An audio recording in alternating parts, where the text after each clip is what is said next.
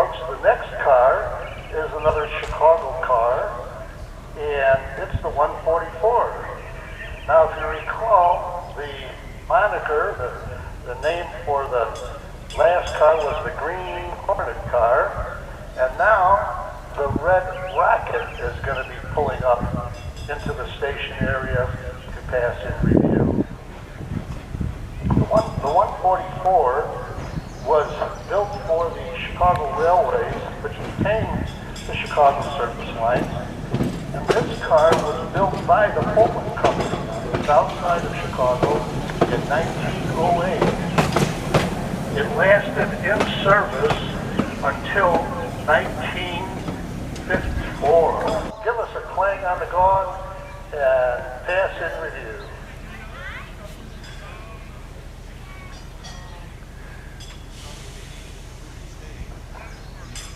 Next one.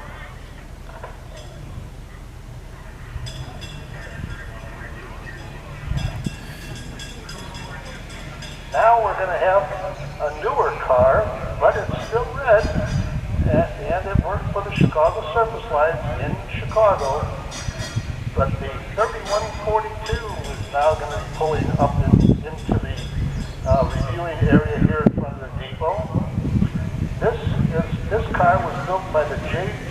Brill Company in Philadelphia, Pennsylvania in 1923. Now, originally, it was built as a two-man car, but in the later years, after the CTA took over, he had a lawyer from the Union Pacific, but in his youth, when he was going to Northern Illinois University, he actually worked here at the Illinois Railway Museum on the weekdays that the museum was open. So, like other streetcars, this one has a gong, a trolley gong.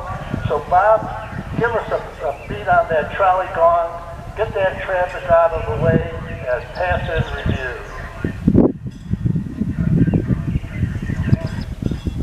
Here we go, Bob. Give us some songs, some signs there on the trolley gong, and pass in review.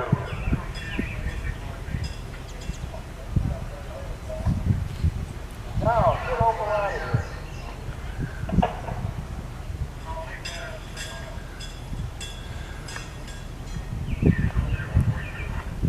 There we go. So the next car that was pulling up here in the depot is actually an older car than the 144. This one's the 1374. And folks, you're looking at a car that was built in 1905. And this car is in regular service here at the museum. It's a double-ended car. It was built by the St. Louis Car Company in St. Louis, Missouri in 1905. And it has a nickname also. They were called a matchbox. And if you take a look at the car, now, folks, we're going to be having a run on the main line. Now, the main line is the track behind, in front of the depot. It's the third track, and it's the Illinois Terminal train that's going to be passing in review without stopping. And this is going to be an example of what you're going to see on some of the other trains that we have here today. They're all going to go by at speed, and not stop for review. So I have to talk fast. The Illinois Terminal was a company that operated in the state of Illinois through central Illinois, Peoria to the north, Danville to the east, through Champaign, Decatur, and Springfield, Illinois, all the way down to St. Louis, Missouri. This interurban company transported people from all of central Illinois, and it also had sleeping car service. It was one of the very few interurban companies in the United States that actually had sleeping cars on its route. So here comes the 277, the 518 is the coach, and the 234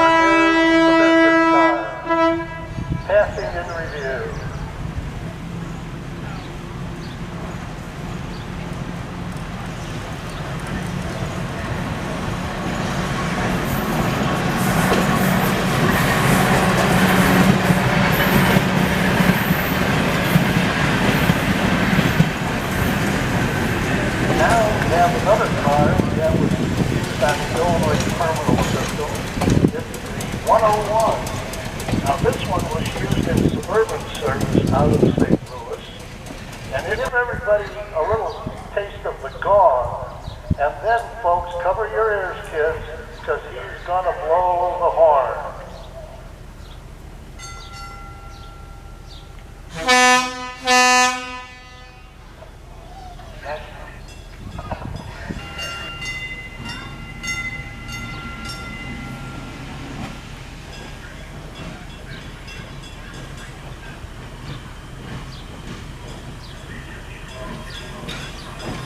Okay, folks, the next car that will be passing in review is the Chicago and Milwaukee Electric.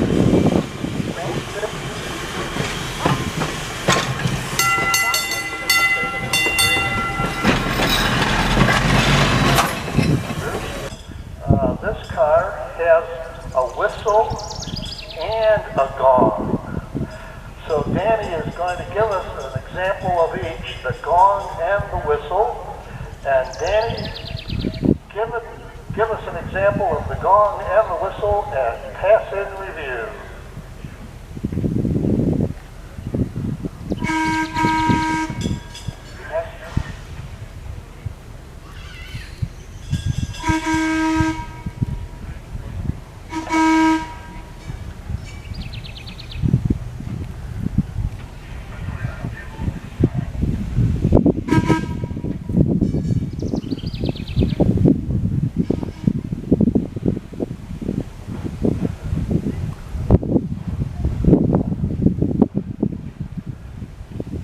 And here we come with the next entrant in the trolley parade. It's the 229 and the 604. Now the next couple of pieces on the parade are from the North Shore line. And these cars were worker cars. And as such, while they're doing that, folks, I do want to mention that we're coming along in the parade here, and that there are 73 pieces of equipment in this parade, and there are 30 movements. So what you see here is 2 pieces of equipment, 1 movement, and some of the other pieces that you're now going to see are going to be going on the main line past us, and are part of the whole parade segment here at the museum. Now what you're seeing is something pretty historic, because 70 electric cars at one time, I don't think has ever been done in the United States at any museum. And the electric car guys wanted to show you folks, our visitors who support the museum, and we thank you for coming out and supporting the museum. Memberships are available at that, and we appreciate your visits and support the museum. And the fellows here are very appreciative of that, and that made it all possible for us. Now here comes the electrolyzer.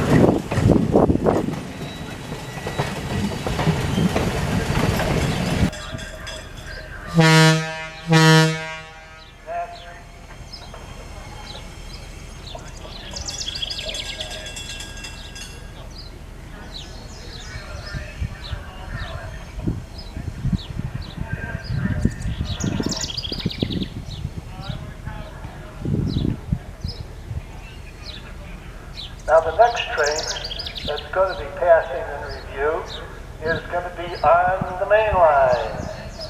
And that is the 5 cars, Chicago, North Shore, Milwaukee, standard cars, or the heavyweight cars. These cars were all double-ended cars, arch roof, steel coaches. And they ran the same place that the electrolyzer ran.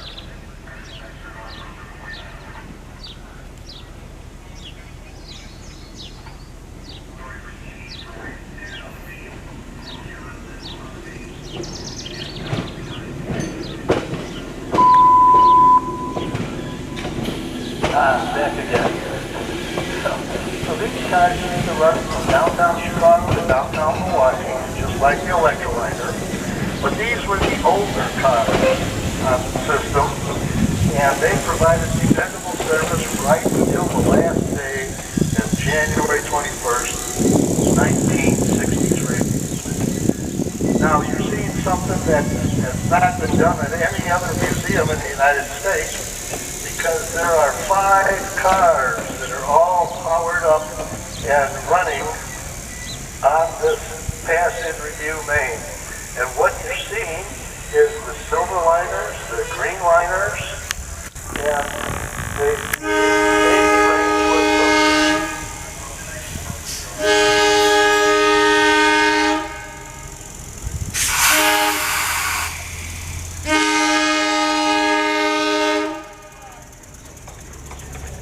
the oldest cars in this setup was from the 160 there, the passing in review, was built in 1915 by the J.G. Brill Company, and the newest is 749 that was built by the Pullman Company in 1928, right here in Pullman, Illinois, which is now part of Chicago.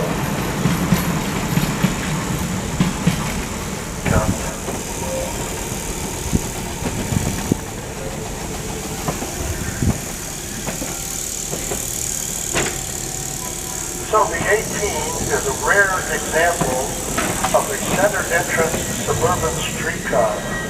As I mentioned, it was built in 1914 for the Cleveland Street Railway System, but the center entrance fad in streetcar design was short-lived. In 1921, the car was resold to the Shaker Heights suburban line, and it operated there for 4 decades. That'd be 40 years, folks. The car was acquired by the museum in 2013, and is a very complete car interior-wise, but it is unrestored. Now, the motorman on this car is part of a father-son team, and this is Frank Hicks, he's the son, and Frank is the one who's been working on this car since it came and has it into the condition that you see it today. The car itself has a whistle on it for the suburban service, and Frank is going to give us a toot on the whistle and pass in review.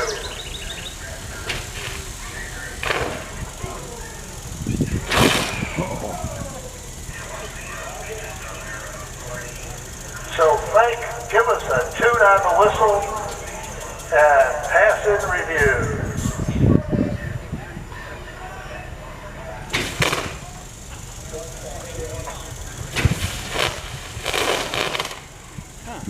Boy, I wish I was getting a shot of that. Next. Uh-oh. I understand we're going to be a minute for the next one. They're going to let me know. I think I'll have a drink of water. Folks, if you need to use the bathrooms, they're right here in the depot.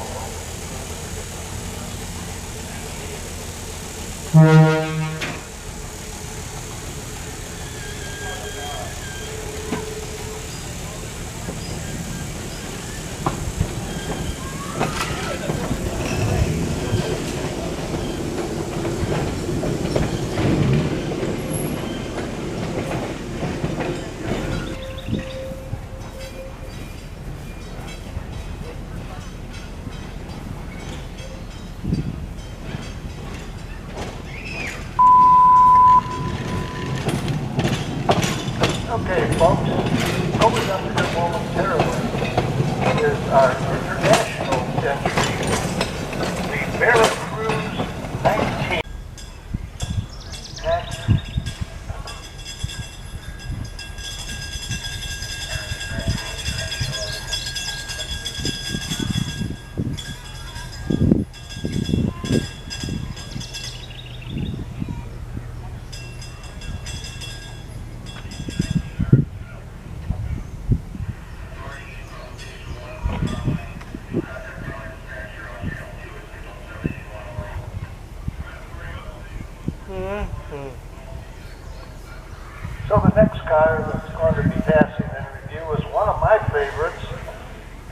as a kid, I actually saw these cars in operation and probably rode them. And a lot of you folks probably did too. Coming up, pulling up into the reviewing area here is the Chicago and West Towns Railways number 141. Yes, folks, this is the car that used to take you to the zoo. The zoo, right, the cars originated on the streets from the front of Western Electric on Cermak Road and ran through Cicero and Berwyn and the western suburbs of North Riverside and Riverside all the way to the south gate of the Brookfield Zoo. The 141 was built by the McGuire Cummings Company in 1924. McGuire Cummings was a Chicago company. They had a plant in Chicago where they built their work equipment at the end. And the streetcars were into operating condition. So what you're looking at is a former chicken coop, they call them. And now it's something that you can ride. And folks, we want to remind you that all of these cars were saved for future generations to see and learn from and to ride. Can you imagine riding in a... You know, I think that's coming up because I've seen the tents over here.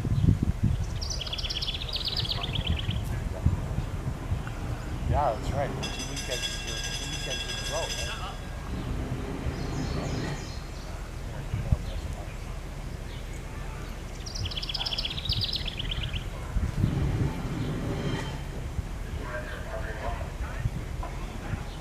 Give me the next one.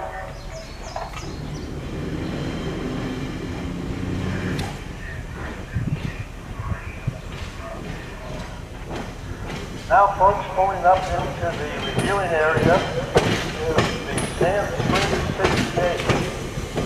Now, this car was built in 1918 as a lightweight, double-engine, lightweight suburban coach and passing review.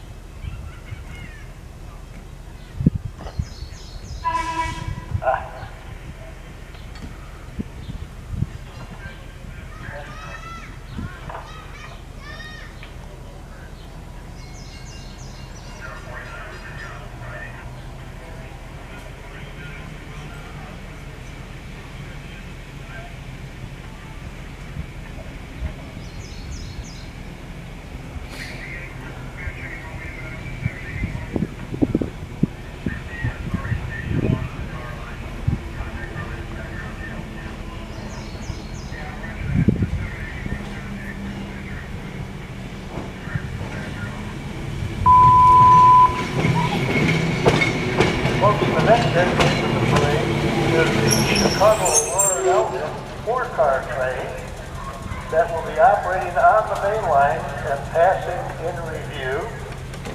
Now, the Chicago Aurora Elgin was a very distinctive suburban rim, but weren't there for them to come back home.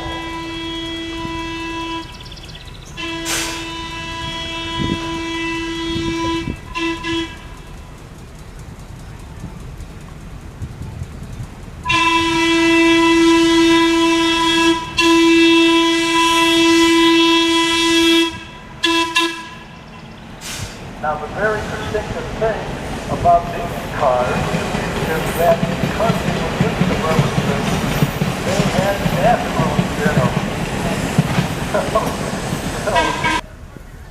So I'm done.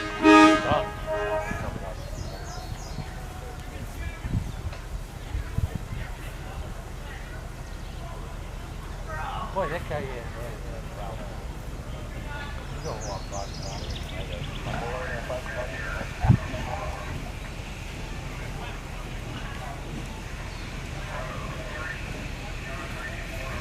Now, the next group of cars that we're going to be seeing are rapid transit cars. In the Chicago area, they're known as L cars.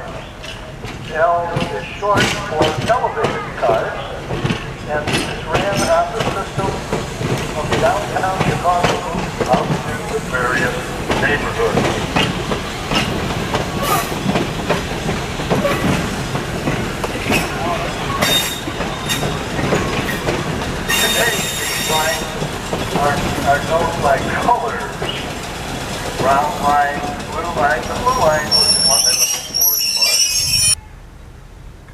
you know, I did beat it up. Say sometimes I clean out all like this and I'm going down there. Oh well. And donation. It's like an exhibit. Can't get over it.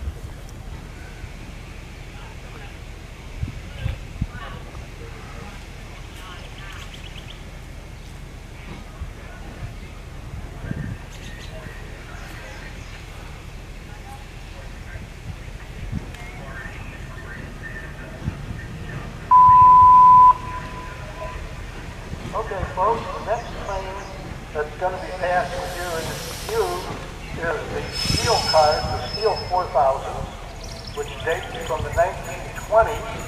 The earliest one was built in 1915, but the other three were built in 23 and 24 by the Cincinnati car company.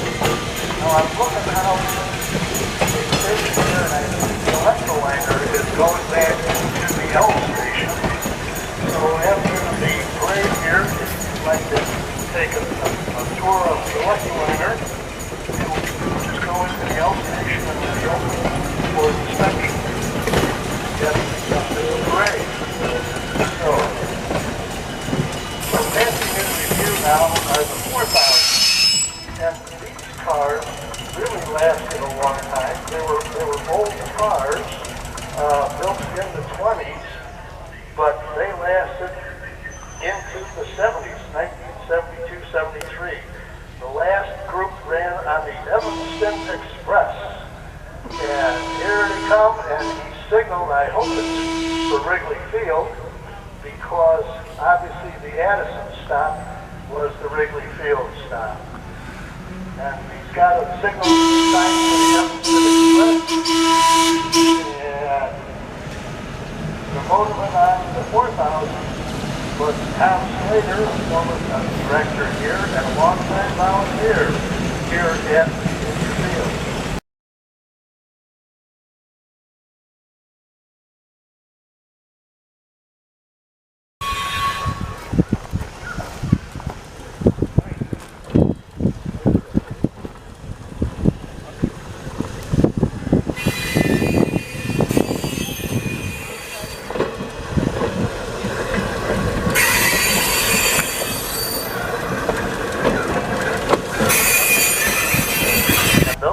Built by the Pullman Company. Then the next group was built in 1969 by the Budd Company.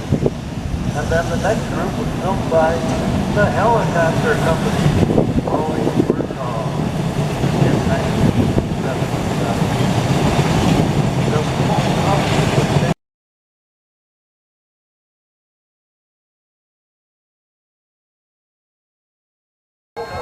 100 years old.